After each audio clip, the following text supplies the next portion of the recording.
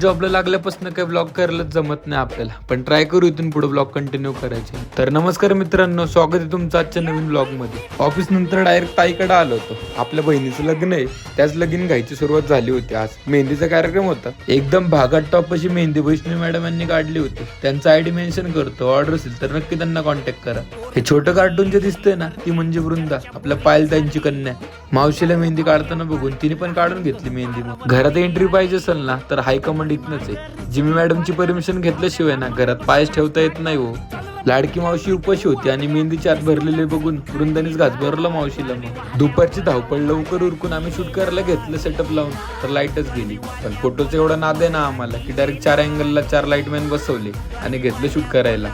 तेवढ्यात पण मन नाही भरलं, हवी तशी लाईट नव्हती भेटत. मग काय डायरेक्ट ट्रॅक्टर आणि थार मागून घेतलं. नादो बाकी काय नाही, मामाच्या लाडा पुढे सर्वच चालतं. मग काय इथून पुढच्या ब्लॉग मध्ये तुम्हाला सगळे अपडेट